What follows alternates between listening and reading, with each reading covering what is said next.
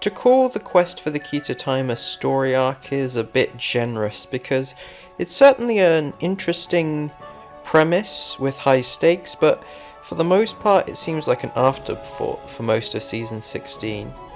And for the most part the episodes are just kind of standalone, which isn't necessarily a bad thing, but this is the point where the Tom Baker era starts to have a bit of a decline, and while the first 4 episodes are decent enough, they're nothing mind-blowing, and the final 2 episodes are really dull.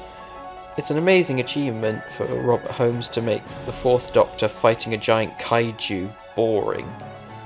The saving grace of this season has to be the characters. There's a lot of fun villains and supporting cast members which bring life to these otherwise mediocre stories.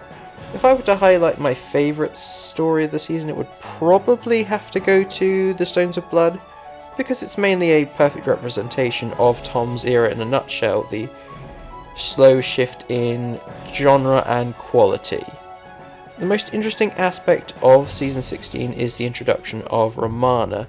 A Time Lady companion is really interesting, and Mary Tam is very witty and likeable, though I do think this season barely scratches the potential of her character, and she's often just meant to be a damsel like every other companion, so I don't blame Mary for getting bored and leaving.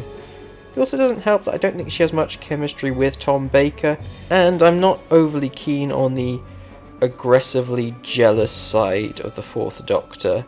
It's one of the many instances where this era started to show Tom Baker's personal issues really impacting the show itself.